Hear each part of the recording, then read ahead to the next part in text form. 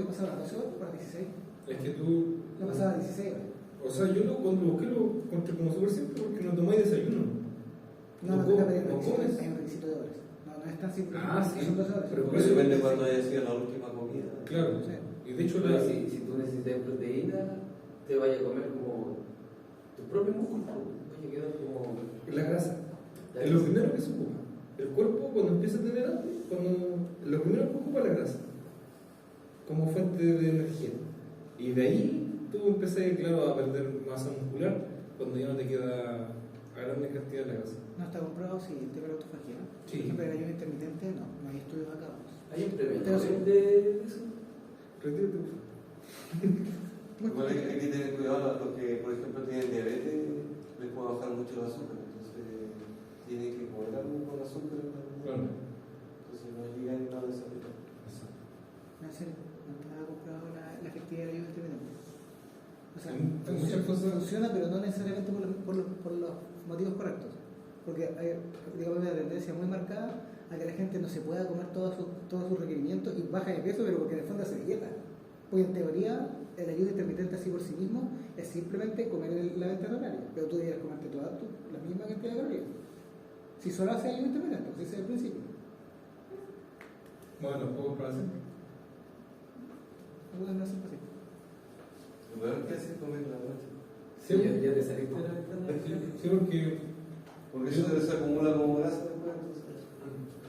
Tienes razón. De hecho, no deberíamos comer después de las 8:30, si no lo recuerdo. O 2 horas antes de El Diego tiene como 24 años, todavía le queda. Puede ser. Ayer cumplí 25. Además, el estudio consume mucha energía, entonces. Claro. Ya, vamos a He vivido un cuarto de eso. lo que nos convoca. Les doy la bienvenida entonces nuevamente a este curso de introducción a la ingeniería.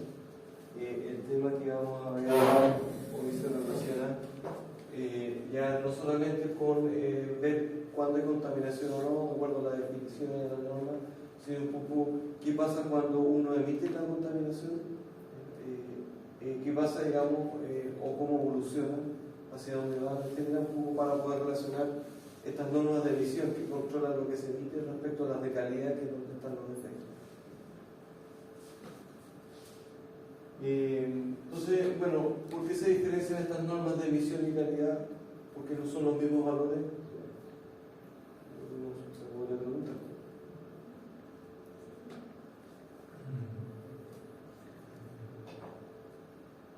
Porque de alguna forma hay que diferenciar que en el punto de emisión normalmente no es donde vive necesariamente la gente. Una chimenea tiene una suficiente altura y lo único que en algún momento quizás alguien, por algún motivo laboral, en algún momento quizás una vez al año puede que se acerque, ¿no? Pero no viene ahí. Entonces,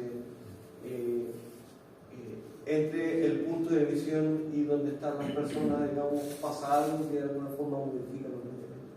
Y por lo tanto, es necesario hacer esa diferencia. Entonces, nosotros por un lado donde tenemos la actividad industrial o doméstica, lo que sea, vamos a generar la emisión, y en el otro vamos a tener la población o el ecosistema, dependiendo del tipo de efecto, donde uno va a observar los efectos.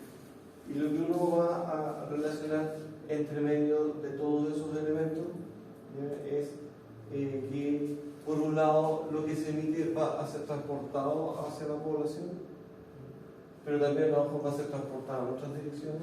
También hay un fenómeno de dispersión que no va todo en una sola dirección, sino que también se deriva a otra, y procesos de remoción en que parte de este contaminante desaparece y por lo tanto no logra llegar al 100%. Entonces, por eso los objetivos en este caso de las normas de emisión son distintos de las normas de calidad. Y la calidad es un poco lo que regula otra función de a quienes afecta.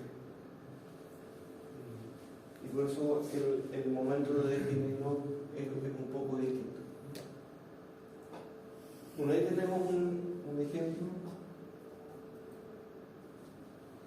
Tenemos un ejemplo de esto que hemos visto de entre donde ocurre la emisión y hacia dónde van los contaminantes.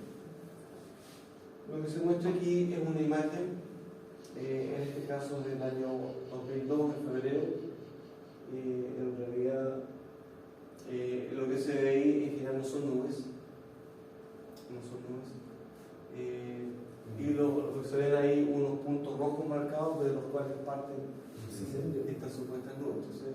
básicamente son incendios. Entonces ahí uno puede ver que donde hay un incendio, ya, la contaminación no va para todos lados, sino que suele ir para algunas direcciones en particular.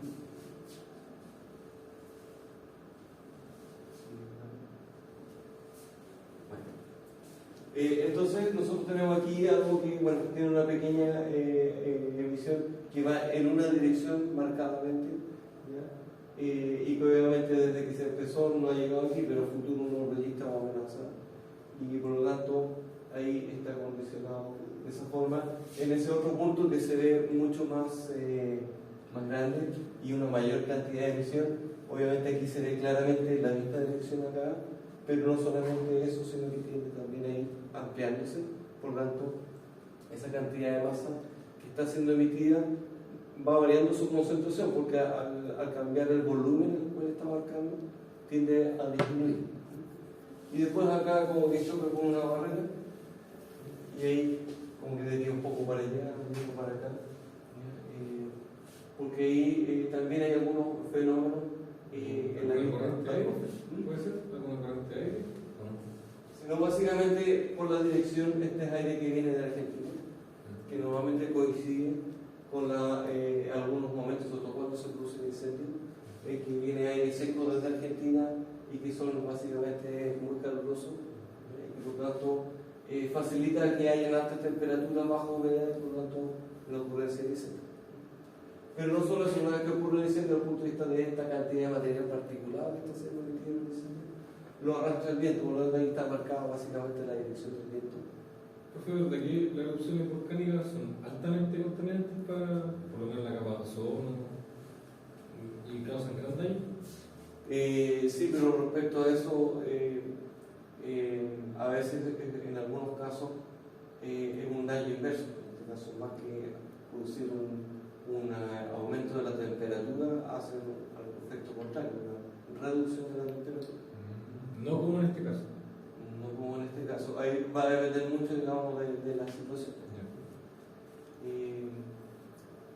Sí, bueno, y lo otro que de las erupciones no es mucho lo que podemos hacer. Salvo este pronóstico que si esto fuera una erupción volcánica, obviamente va a tener una dirección, por lo tanto hay que poner más énfasis en evacuar la gente que vive acá y no la que vive al otro lado. Claro. Pero salvo eso, no es mucho más lo que se puede hacer.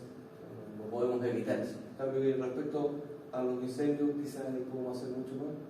Y respecto a emisiones industriales, obviamente, sí podemos controlar. Bueno, lo que sucede acá, en parte, bueno, esto de que se disperse, bueno, eso es lo que se denomina dispersión. O sea, hay un flujo que va a ir asociado a la dirección del viento y hay otro que lo va a tender entonces a difuminar en el aire.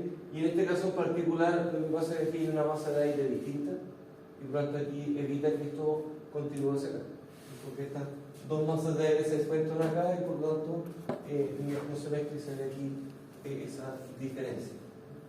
Entonces, bueno, en ese caso actúa como una limitante esta dispersión y deriva que no sigue la dirección original, sino que tienda, por aquí los vientos a lo mejor se ocurren hacia el norte, por lo tanto se ve hacia ahí.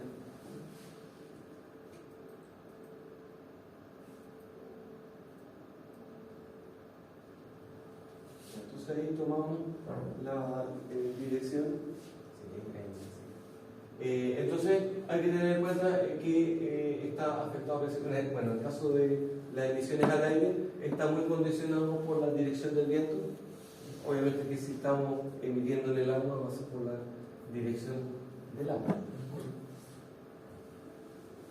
Bueno, entonces lo que nosotros vamos a encontrar en particular son dos tipos de mecanismos para el concepto asociado al transporte. Por un lado, el concepto de convección, que es el movimiento junto con la velocidad del viento o del medio en general, del viento o del agua, que dice que lo que yo emito aquí, el viento lo arrastra hasta allá.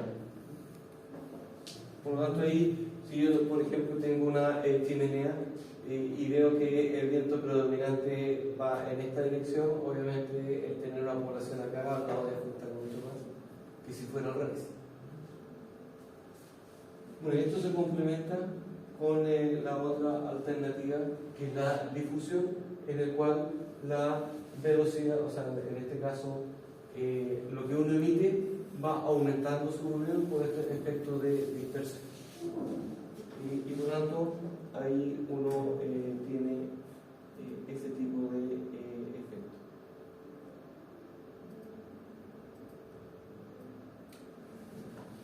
Entonces, bueno, en la práctica ocurren los dos elementos simultáneamente, son los dos fenómenos, pero en algunas condiciones se visualiza que uno se marca un poco más que el otro. Por ejemplo, en este caso claramente está predominando la convección, que es el avance en la dirección del viento. El viento viene claramente de acá y va exactamente en esta dirección.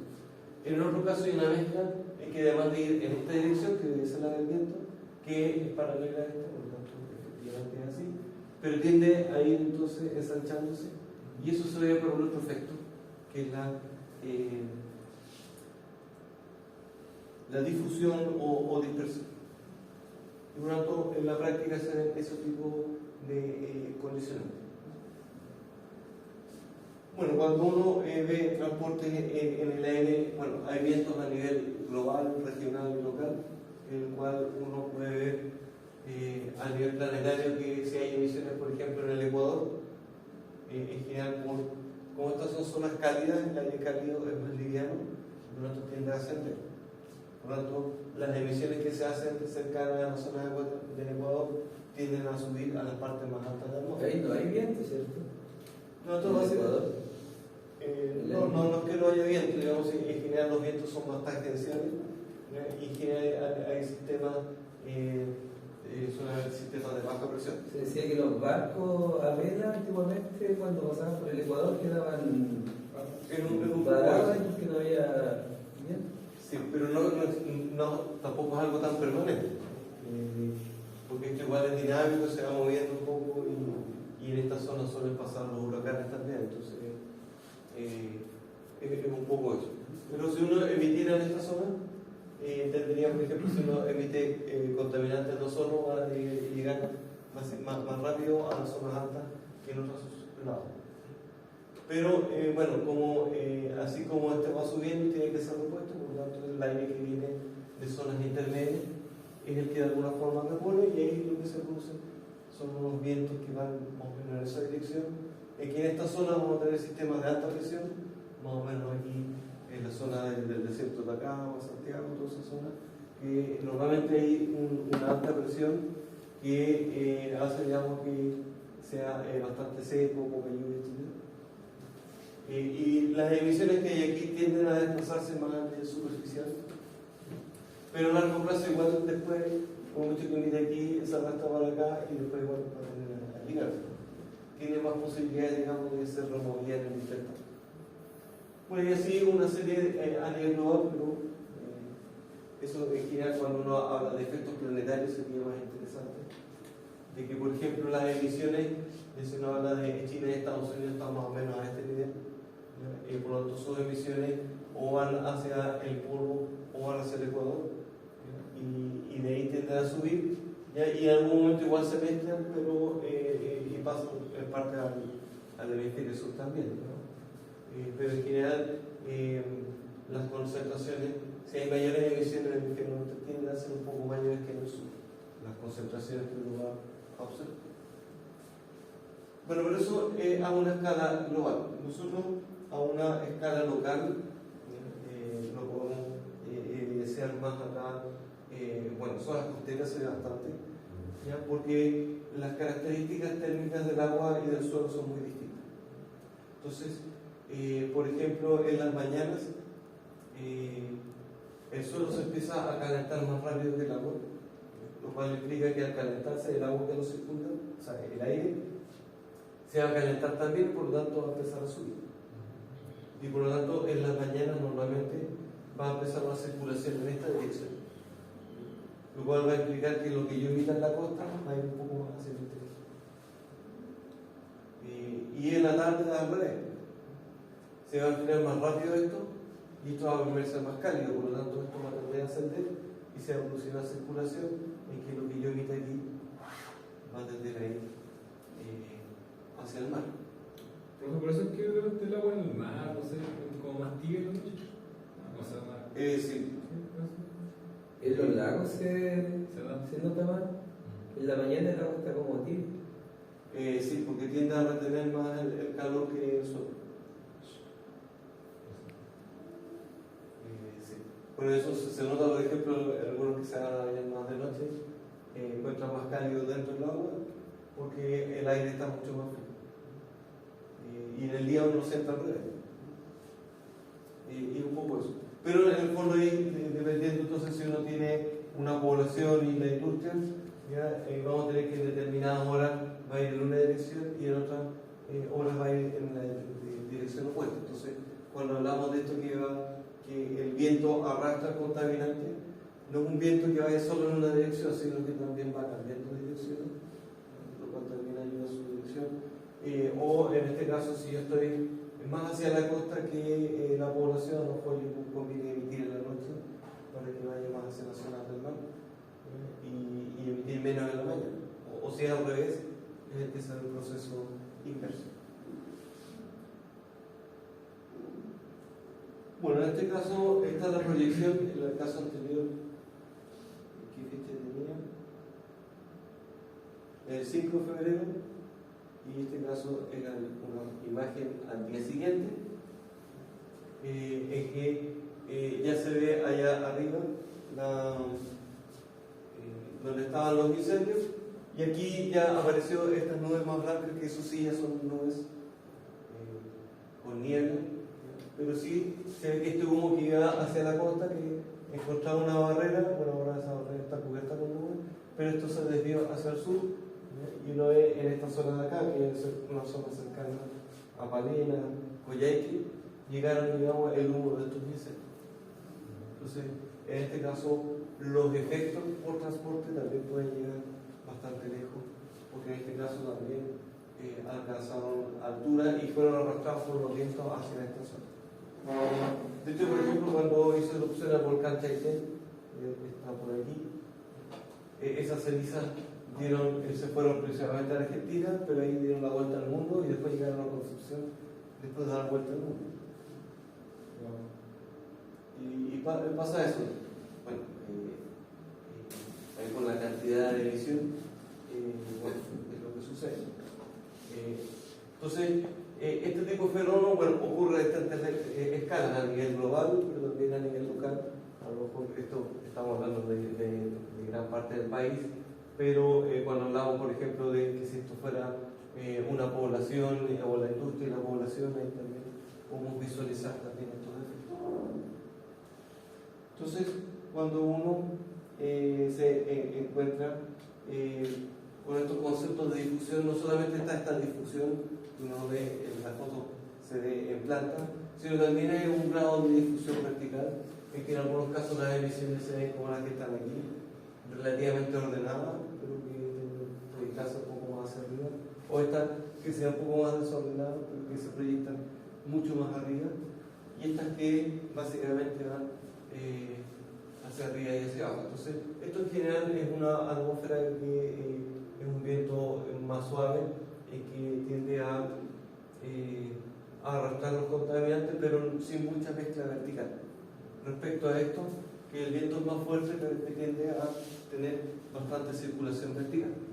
Entonces, en particular esta situación, y como esto, así como puede subir, puede bajar, puede llegar a esa contaminación relativamente cerca y en grandes concentraciones, a diferencia de esto, que como se proyecta hacia arriba, no llega tan fácil a la población. Entonces, bueno, cuando uno visualiza este tipo de efectos, puede representar un poco lo que es la dirección del viento, la altura de la chimenea, una altura adicional por efecto de la inercia de los gases. Aquí una pequeña diferencia, en otros casos puede ser más notoria. Aquí se ve esa diferencia y aquí se predomina en la dirección hacia allá. En algunas erupciones volcánicas también tiende a ser como muy vertical y alcanzando cierta altura se proyecta horizontalmente.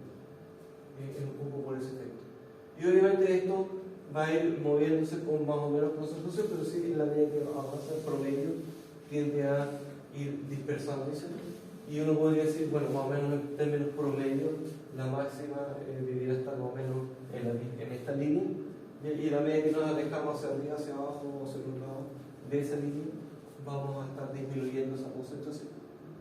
Entonces, hay algunos modelos que lo que hacen es decir, bueno, esta distribución de la campanada de Gauss, y a través de eso crear algunos modelos en particular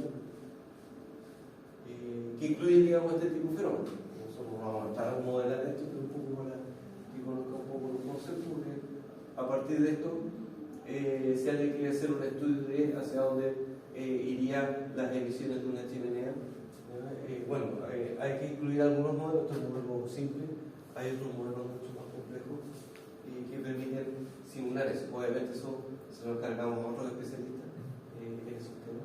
No van a ser ustedes, así que no se asusten si aparece entre medio alguna cosa. Bueno, en este caso, esta misma dispersión que se venga un poco a las condiciones atmosféricas, que en algunos casos el viento tiende a ser como muy horizontal, en otras condiciones tiende a ser con mayor circulación vertical. También en este caso, bueno, lo que les había mencionado, que hay un pequeño ascenso adicional, porque los gases suelen ser más calientes que el entorno y por lo tanto tienden a subir por ese efecto, y además la misma impulso que llegan a la salida se queda bien ascenso. Hay otro tipo de efectos, sobre todo cuando estamos hablando de emisiones de ciudades, de terreno irregular o hay edificios. El contaminante que viene en esta dirección, el viento, al encontrarse con este obstáculo, va a tender entonces a generar algunos remolinos, y esos remolinos van a tender a retener el contaminante. Y por tanto,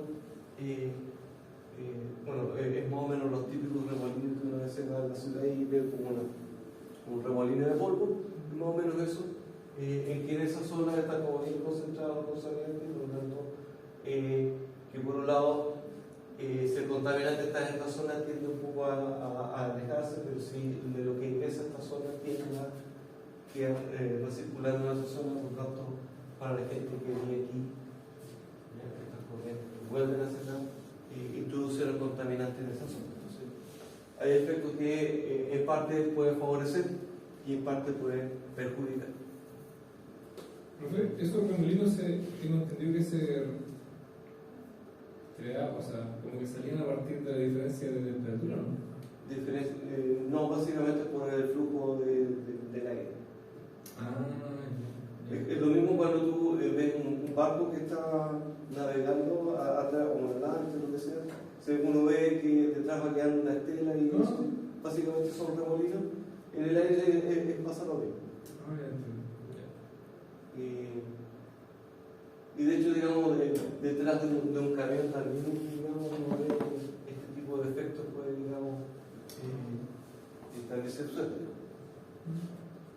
O los vehículos, digamos, tratar de ser aerodinámicos, tratan de disminuir este efecto, pero no es un 100%. O sea, por ejemplo, es cosa, no sé si ustedes manejan, digamos, cuando llueve, detrás del espejo retrovisor, uno ve que de repente hay unas gotas que empiezan como a dar vuelta. Sí. Eso básicamente porque el aire detrás del espejo tiene este mismo efecto.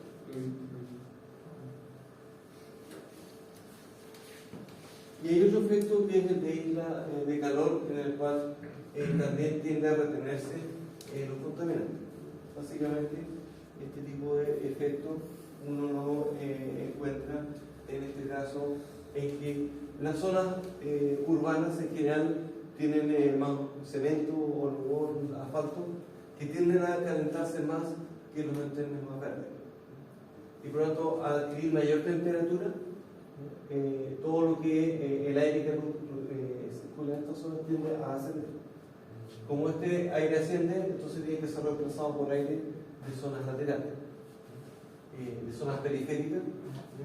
Entonces, bueno, si estos son bosques, hay aire que, digamos, que viene quizás con más oxígeno y no habría problema, pero también las industrias se suelen instalar en zonas periféricas, porque no se pueden instalar, digamos, en el centro de la ciudad. Entonces, esas industrias periféricas muchas veces tienden a tener emisiones que después se proyectan por este tipo de efectos hacia el centro de la ciudad, donde está la población. Entonces también tiene ese tipo de efecto.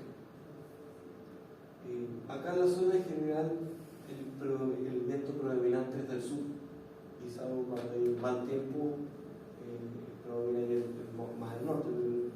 Normalmente el viento viene del sur, por lo tanto las emisiones, por ejemplo, que hay en Coronel se proyectan normalmente hacia San Pedro, ¿ya? Y hay un desfase, digamos, en que una parte puede ir un poco más hacia la costa del interior en función también de estas circulaciones en el día y la noche.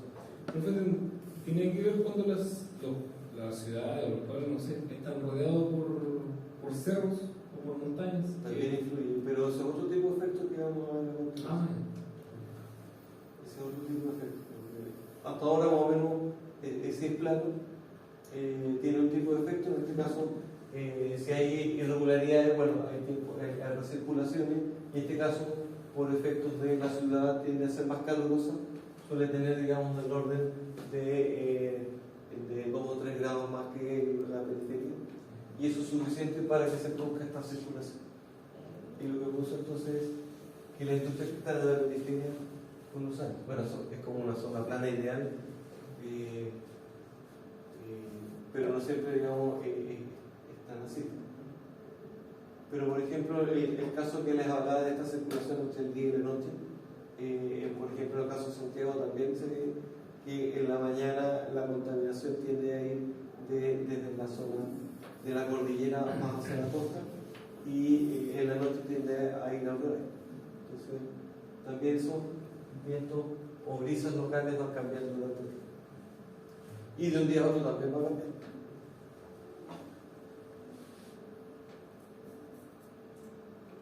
Bueno, entonces la dispersión de contaminantes obviamente depende de la velocidad del viento, o de las corrientes, o de las mareas, dependiendo de donde estemos emitiendo la contaminación, en el cual nosotros podemos tener que lo que se emite aquí tiende a subir hasta un determinado nivel, y ahí tiende a dispersarse en esa zona. Y por lo tanto, obviamente aquí se ve, digamos, que esto no tiende a abarcar todo lo que está encima del suelo, tiende a mantenerse mayor en una cierta altura, y por lo tanto en algunos cerros también alcanzan concentraciones altas, y en esta zona tiene concentraciones mayores que las que están sobre eso, pero menores que las que están en este nivel. Entonces, ese tipo de dispersión hay algunas restricciones, porque esto no ocupa quizá un volumen ideal mayor, sino que al diluirse en un menor volumen también produce efectos de unas limitaciones a la dispersión. Entonces, nosotros podemos encontrar muchas situaciones en las cuales, mientras haya viento, sabemos que debiera, en este caso, bueno, saber lo que pasa hacia acá, pero puede haber una pequeña brisa que no llega en esta dirección, pero una parte de eso se dispersa un poco más hacia abajo que hacia arriba. Entonces, esa dispersión tampoco es tan constante. ¿Tendrá que ver con el tipo de gas? O sea, o de... No, es aire básicamente, pero sí las condiciones. Ah, ya. Es un poco lo que vamos a ver a continuación. Bueno, por ejemplo, si nosotros queremos diluir en la atmósfera, nosotros, por ejemplo, podemos emitir CO2 y otros gases. Bueno, ¿hasta qué altura nosotros podríamos en teoría diluir?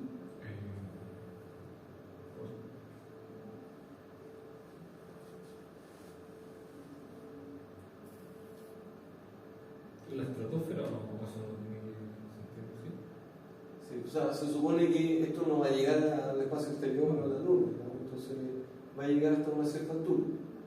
Bueno, entonces, bajo qué criterio podemos determinar eso, más o menos hasta qué altura pudiera llegar, y por lo tanto tener una máxima capacidad de dilución.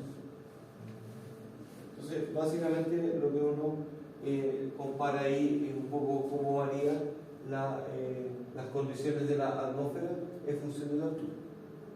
Bueno, nosotros normalmente vivimos en la capa más baja de la atmósfera, que es la troposfera, y ahí normalmente, aquí estamos en el punto de Everest, el punto más alto, por lo tanto nosotros normalmente trabajamos con lo más pequeño que está acá abajo, donde la tendencia predominante a que la temperatura vaya disminuyendo con el tiempo. Lo cual de alguna forma incentiva que lo que uno emita tienda a mezclarse en esta zona. Pero hasta el límite de la topósfera, que es la topopausa, hacia la estratosfera, aquí tiende a revertirse. Y por tanto, lo que se diluye quizás bien hasta esta capa, para acá cuesta más que se diluye. Y por tanto, los contaminantes, uno puede decir, si pudiera difundirse de la mejor forma, de forma permanente, nosotros podríamos ocupar todo este volumen, que igual es un volumen importante, que estaba hablando de 10 kilómetros de altura, y en todo el contorno del planeta. Entonces, en términos ideales, hay un gran volumen en el cual podemos ir diluyendo eso. Pero bueno, obviamente eso a nivel local igual es una restricción. Obviamente que los contaminantes que dañen la clorozona de alguna forma se las arreglen, logren llegar hasta este límite y ahí empiezan a dañar la capa de ozono. Pero en general el límite de nuestros contaminantes máximo es eso. No como el rigor. O sea, puede que de hecho algo pasa más hacia arriba, pero no tan significativo. En términos ideales podría solamente diluir esta capa. Para términos prácticos normalmente es menos. Pero a escala global sí. No podría considerarse. Entonces, lo que son las emisiones globales como el CO2, básicamente uno podría considerar que tiende a diluirse hasta este nivel. Bien, nosotros entonces vamos a tener una serie de actividades, el transporte, que al desplazar los vehículos vamos a tener emisiones por el motor, por el polvo que está sobre la calle, todo eso va a ser emisiones, la industria, la ciudad en general, el transporte dentro de la ciudad, fuera de la ciudad, etc. Todo eso va a producir emisiones, antropogénicas o por la acción de los humanos, pero también algunos casos por condiciones naturales, como las emisiones volcánicas o algún incendio natural. Entonces, estas emisiones que tienden a ir hacia la parte, tienden a ser desplazadas entonces al nivel de la troposfera. Una pequeña fracción, en este caso, puede llegar a la estratosfera donde está la capa de ozono y dañarla. Pero ese proceso es lento, por eso desde que se empezaron a usar los CFC como refrigerantes, hasta que se detectó la capa de ozono pasó mucho tiempo, por este tipo de efectos, porque les cuesta más llegar arriba, y por lo tanto el efecto de disminuir la producción y las emisiones de CFC ha implicado, digamos, que eso también tiene un desfase, y este agujero en la capa de ozono no se ha producido tan drásticamente como si uno deja usar hoy día y el día siguiente está todo listo. Lo que sí, con algunas estimaciones se han visto algunos resultados quizás un poco más rápido de lo que quizás se esperaba, pero todavía de alguna forma sí. Entonces, de lo que se emite, en el fondo todo tiende a distribuirse, y aquí entonces tiende a ser desplazado de una zona a otra, de zonas urbanas, industriales, hacia zonas aledañas, y también a nivel, digamos, de la superficie también suele desarrollar transformaciones de tipo química, y después a través, digamos, de lluvias puede, digamos, afectar a otras zonas. Bueno, esto en cuanto a la dinámica es bastante complejo. A nivel global, en general, cuando se hace el análisis de emisión de una industria, se trabaja a una escala más local. Puede decir que las emisiones de la industria hasta dónde llegan.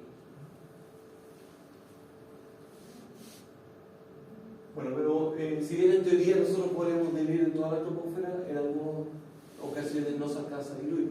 Aquí se ve como contaminación más o menos zonas bajas, y esa arriba se ve bastante menos concentración. Entonces, ahí hay algún tipo de efecto que de alguna forma lo que se está emitiendo en este caso son los que están en zonas cercanas a la U, en una mañana, digamos, en la cual se ve que de las emisiones, en este caso principalmente de de las estufas tiende a quedar más o menos a nivel del suelo y no se diluye tanto ese ruido. O hay otras situaciones en las cuales son más evidentes, digamos el caso de Santiago, que en teoría lo que se emite, bueno, se podría diluir mucho más en mayor altura, pero sin embargo esto queda concentrado hasta un cierto nivel y no pasa ese nivel. Entonces obviamente lo que antes se podía a lo mejor en términos ideales diluir en 10 kilómetros de altura, en la práctica en ciertas condiciones no permanentes, digamos, o ciertas épocas se concentra, digamos, que se diluye en una altura mucho menor. Por lo tanto, esa cantidad en menor volumen lleva a que las concentraciones sean mayores. ¿Y qué es lo que lleva a que aparezcan estos instantes en los cuales aparezcan concentraciones muy altas? Y eran un poco los valores que les mostraba la clase pasada, es que hay algunos días del año en los cuales aumenta mucho la concentración, principalmente por este tipo de efectos. Que por un lado hay una componente, obviamente, de las emisiones que sí podemos controlar respecto a factores ambientales que no podemos controlar. Y por eso las normativas, en este caso de emisión al aire, no exigen un 100%, sino que permiten que exista un cierto porcentaje, un 1, un 2% de los valores que pueden estar sobre lo indicado por la norma. Entonces, este volumen de dilución en condiciones normales, como les decía, la temperatura tiende a disminuir con la altura, por lo tanto, tiende a diluirse. Hay conceptos más termodinámicos, pero la dilución no definitiva podría alcanzar en teoría hasta estos más o menos 10 kilómetros de altura, de forma teórica. Sin embargo, hay ciertos días del año en los cuales ocurre el fenómeno de inversión térmica, en los cuales hay ciertas zonas en las cuales la temperatura aumenta con la altura, en vez de disminuir, aumenta. Por lo tanto, a los contaminantes les cuesta mucho moverse a través de esa capa. Y por lo tanto, eso es lo que produce la limitación de la emisión. O sea, en un día normal, por ejemplo, en Santiago, nosotros vamos, bueno, y acá también, en esta zona, hay días en que ustedes salen y está pasando uno.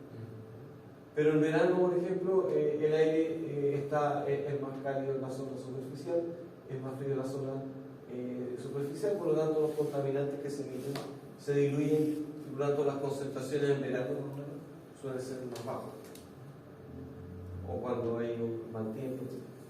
Pero hay ciertas épocas del año en las cuales se produce este efecto, digamos, de que hay una capa en la cual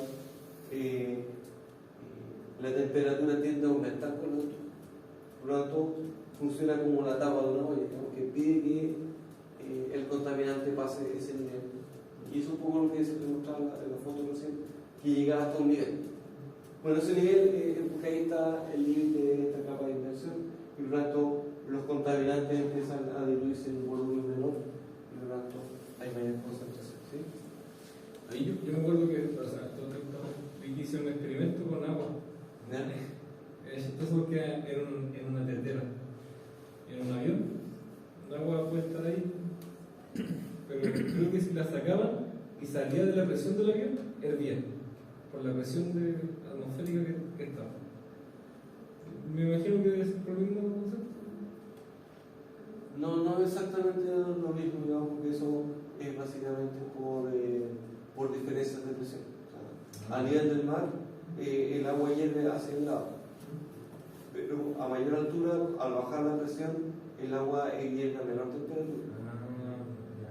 Y por eso cuando uno va a la cordillera se recomienda usar ollas de presión, porque no sé, si a los 3000 metros y el agua hierve a 80 grados, ya no alcanza los 100 que tú estás acostumbrado a hacer. Entonces, o tienes que hervirlo más tiempo, o simplemente no alcanza el nivel de cocción que se requiere. Pero básicamente por diferencias de presión. En este caso, un poco cómo varía la temperatura en altura. Pero lo importante, o el resumen de esto, digamos, que hay ciertas épocas en que el aire se puede mover libremente en forma vertical y hay otras épocas en las cuales aparece este fenómeno. Y ese fenómeno es mucho más marcado en en el caso, digamos, de en invierno. En invierno aparece, digamos, esta condición en que aparece esta capa de inversión térmica que durante el día se mueve un poco, pero permanece de forma permanente. En el verano quizás en algunas horas pudiera uno encontrar esto, pero se rompe rápidamente y por lo tanto ahí se logra ventilar. Y por lo tanto, normalmente cuando viene este fenómeno, obviamente hay bastantes restricciones, pero después si se rompe esto, obviamente permite ventilar y por lo tanto ahí baja la concentración rápidamente. Entonces existen estos fenómenos, en este caso de inversión térmica, que limita la capacidad de dilución y por lo tanto produce estos episodios de contaminación, principalmente en invierno. De hecho, por ejemplo, las restricciones por contaminación que hay en Santiago normalmente van entre abril y septiembre. Principalmente porque en esa zona, o sea, en esa época de invierno, es cuando puede aparecer entonces más esta capa de inversión térmica. Y no podemos decir que Santiago está autorizado sobre chimenea, por lo tanto no es por la emisión de chimenea, a diferencia a lo mejor de Chillán o Concepción, que sí hay, junto con esta ocurrencia a lo mejor de inversión térmica, hay mayores emisiones, pero ya de tipo doméstica más que y eso también tiene variaciones locales. Por ejemplo, acá más o menos de la Plaza Acevedo hacia acá, hacia el Valle Longuén, Palomar, etc. Está cerrado por los cerros y por lo tanto esta capa de inversión térmica más marcada. Pero si uno después en esos momentos de equipo ve bastante contaminante pasando hacia el centro, ya hay más circulación porque es más abierto y no se ve tan contaminado. Entonces hay distintos fenómenos entonces, que influyen en que los contaminantes que uno emite desde un punto se puedan ser conducidos hacia la población o que hay factores que evitan o restringen la capacidad de dilución. Y por lo tanto ahí, en este caso se utilizan modelos de predicción climática para poder decir va a haber entonces una zona, un aire frío que va a producir inversión térmica y por lo tanto van a aumentar las concentraciones y por lo tanto vamos a generar estas alertas y la idea de esas alertas que se anuncien antes de que ocurra para empezar a tomar medidas a tiempo. Tratar de controlar, restringir las emisiones para no alcanzar se restringen las emisiones para no alcanzar valores de concentración de calidad muy altos. Por eso, principalmente, lo he explicado aquí en función de la calidad del aire, que, por ejemplo, para todo lo que son centrales térmicas, de biomasa, de petróleo, carbono en general, tiene entonces este tipo de efectos.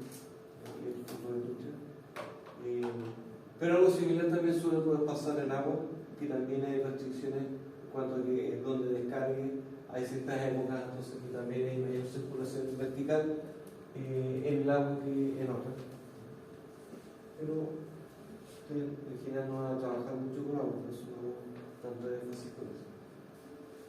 Pero el efecto es análogo también, la medida que se desplace, el agua va a desplazar contaminantes en la dirección del escurrimiento del agua y también va a produciendo estos efectos y que en algunos casos también puede producir estas masas a lo mejor de distintas características que evita que se mezclen y por tanto lo que uno emite tiende a ser más restringido. Bueno, otro aspecto interesante es que, por ejemplo, en el caso de radiación, ondas electromagnéticas, también es importante estos conceptos respecto a dispersión. Las ondas que son dispersadas, bueno, en este caso se muestran como luz visible, pero en general siendo ondas, también se aplica otro, puede ser al cambiar de medio, va a tender a cambiar de dirección. Entonces una parte se va a reflejar en esta superficie o interfase de este medio y otra parte va a cruzar el medio, pero va a tener que cambiar ligeramente la dirección. Entonces aquí se ve por luz. Para otros elementos como ondas electromagnéticas también de alguna forma uno encuentra este tipo de efectos. Y ahí también uno puede ver fenómenos de dispersión, interferencia, polarización. Esto que vienen las ondas en paralelo, pero al encontrar un espacio, ya va a tender a polarizarse más o menos las ondas aquí, pero en el otro sentido aparecen estos fenómenos de interferencia en que aparecen algunas líneas en las cuales no se ve el efecto de las ondas y otras donde sí se ve.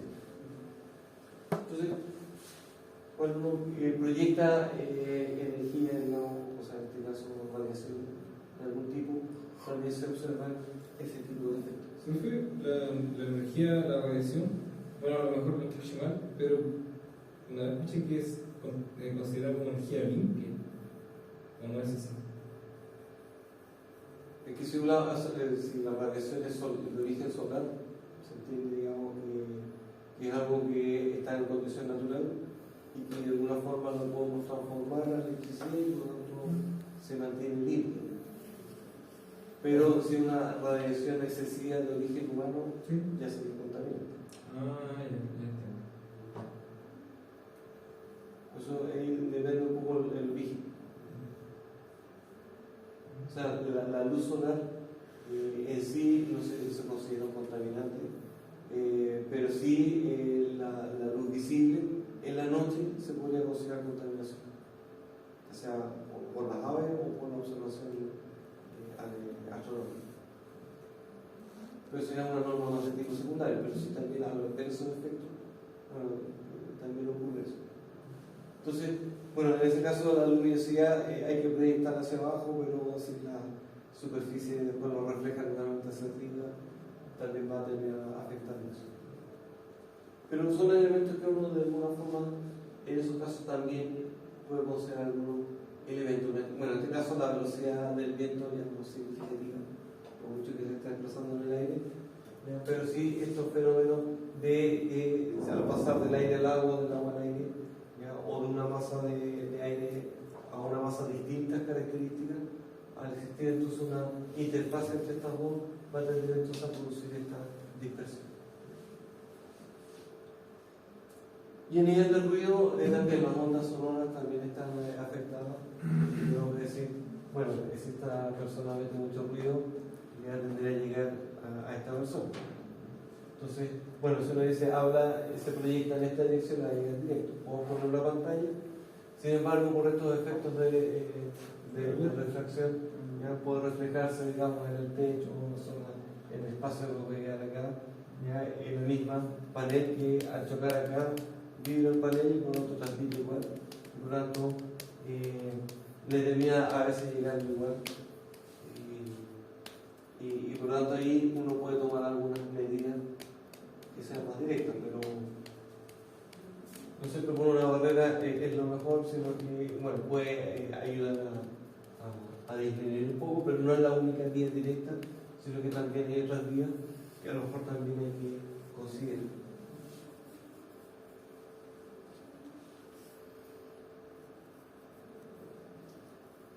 No, bueno, básicamente esos son como los principales fenómenos estos proyectados que a lo que habíamos visto en aire, algunos fenómenos de dispersión también se pueden observar en este caso, en el caso del ruido.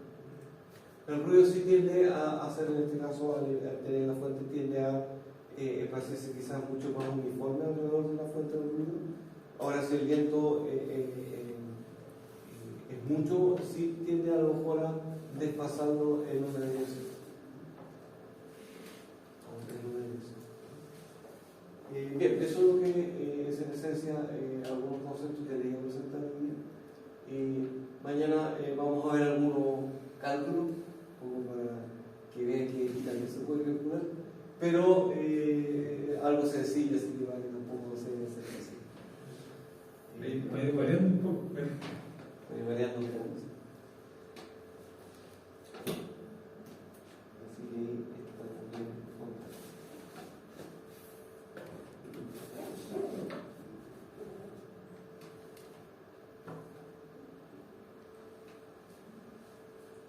Bueno, nosotros queríamos presentar, nada que un poco más de lo que pensamos. La idea era terminar un poco antes para que puedan dedicar tiempo al estudio. Mañana también vamos a tratar de hacer